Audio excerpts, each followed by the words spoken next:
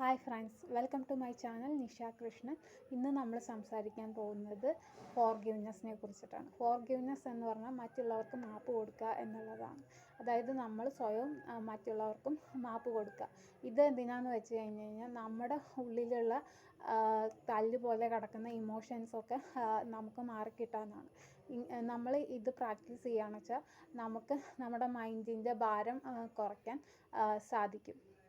ഇതെങ്ങനെ പ്രാക്ടീസ് ചെയ്യാമെന്ന് വെച്ച് കഴിഞ്ഞാൽ നമ്മൾ ആദ്യം ഐഡൻറ്റിഫൈ ചെയ്യുക, എവിടെയാണ് ഞാൻ ആരൊക്കെ ചെയ്ത കാര്യങ്ങളാണ് എൻ്റെ മനസ്സിലുള്ളത് എന്ന് ഐഡൻറ്റിഫൈ ചെയ്തിട്ട് അതായിട്ട് സിറ്റ് ചെയ്യുക. എന്നിട്ട് അത് ജസ്റ്റ് നമ്മുടെ മനസ്സിൽ നിന്ന് പോകുന്നതായിട്ട് കാണുക. ഇത് ഒരു 30 ദിവസം നമ്മൾ കറക്റ്റായിട്ട് ഓരോ എന്താ പറയുക, രാവിലെ എപ്പോഴാണോ നിങ്ങൾക്ക് സമയം കിട്ടുക, നിങ്ങളുടെ ജോലിക്ക് ഇടയിലായാലും മതി, അപ്പോൾ ഇരുന്നിട്ട് ഇത് പ്രാക്ടീസ് ചെയ്യാവുന്നതാണ്. അങ്ങനെ ആദ്യമൊക്കെ നിങ്ങൾക്ക് തെറ്റുകൾ വരും. നിങ്ങൾക്ക് പ്രാക്ടീസ് ചെയ്യുമ്പോൾ നിങ്ങളുടെ ചിന്തകൾ അമിതവും, അങ്ങനെ നിങ്ങൾക്ക് പ്രാക്ടീസ് ചെയ്യാൻ പറ്റാതെയൊക്കെ വരും.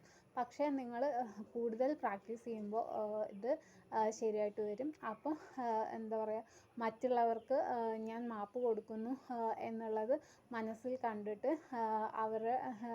അവരായിട്ട് സൗഹൃദത്തിലാവുന്നത് മനസ്സിൽ കണ്ടു കഴിഞ്ഞാൽ മനസ്സ് പതിയെ ആ ഒരു മൂഡിലേക്ക് വരും. അവർ ചെയ്തിട്ടുള്ള തെറ്റ് നമ്മൾ ക്ഷമിക്കുകയും ചെയ്യുന്ന ഒരവസ്ഥ വരും. നമുക്ക് ബെറ്റർ മൈൻഡ് ഉണ്ടാവുകയും ചെയ്യുന്നു.